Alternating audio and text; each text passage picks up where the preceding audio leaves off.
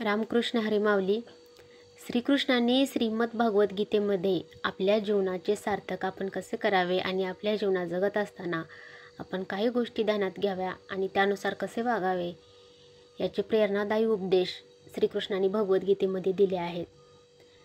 तर श्रीकृष्णांनी प्रथमतः सांगितलेले आहे की कर्म करा, फळाची अपेक्षा करू नका. माणसाने आपले कर्तव्य किंवा काम करत राहावे, परंतु त्याच्या परिणामाची किंवा फळाची चिंता करू नये.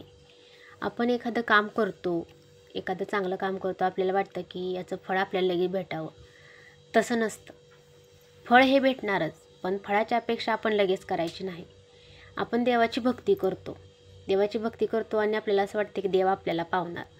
तर कृष्णाने सांगितलेलं आहे की भक्ती करा, पण त्या भक्तीच्या फळाची अपेक्षा लगेच करू नका. फळ हे भेटणारच. चांगलं कर्म केलं तर फळ हे नक्कीच मिळणार, हे देखील श्रीकृष्णाने भगवद्गीतेमध्ये सांगितलेलं आहे. तसेच श्रीकृष्णाने सांगितलेले आहे की आत्मा हा अमर आहे. जसा शरीराचा नाश होतो, पण आत्मा कधीच मरत नाही. मृत्यू केवळ शरीराचा होतो, आत्म्याचा नाही. त्यामुळे कोणत्याही गोष्टीबद्दल शोक करू नये.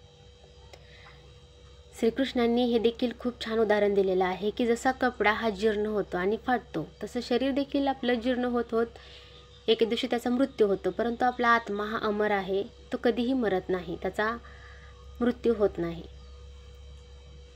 त्यामुळे त्या गोष्टीचा शोक करू नये असं श्रीकृष्णांनी भगवद्गीतेमध्ये सांगितलेलं आहे.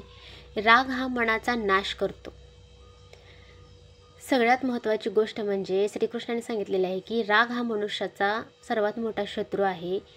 रागामुळे खूप लोकांचे आयुष्य उद्ध्वस्त झालेले आहे. क्रोधामुळे माणसाची बुद्धी भ्रष्ट होते आणि त्याचे काम बिघडते.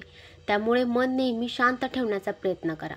कितीही राग आला तर थोडं शांत राहा, देवाचं नाव घ्या, थोडंसं बाहेर जावा, पण राग करू नका. कारण रागामध्ये जो निर्णय आपण घेतो त्यामुळे काहीतरी उलट होतं आणि आपल्या आयुष्यामध्ये खूप अडचणी निर्माण होतात. म्हणून राग मनाचा नाश करतो. तर राग करू नका असे श्रीकृष्णांनी भगवद्गीतेमध्ये सांगितलेलं आहे. अतिमोहामुळे दुःख येते.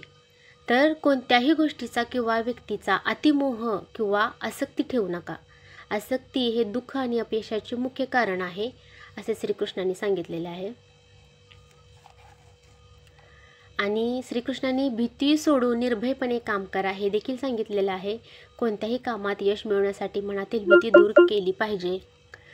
स्वतःमध्ये बदल करण्यास मागे हटू नका असं श्रीकृष्णांनी भगवद्गीतेमध्ये सांगितलेले आहे. खूप छान उपदेश श्रीकृष्णांनी आपल्याला आपले जीवन जगताना दिले आहेत. त्याचा आपण योग्यपणे जर पालन केलं तर आपण आपल्या जीवनामध्ये कधीच दुःखी राहू शकणार नाही, कधी मागे राहू शकणार नाही, सुखी समाधानी आपण राहू शकेल.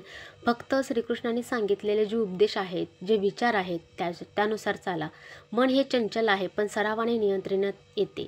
मनावर ताबा ठेवणं हे आपल्या हातात आहे. मन चंचल आहे, पण त्याच्यावर ताबा ठेवणं देखील आपल्या हातात आहे.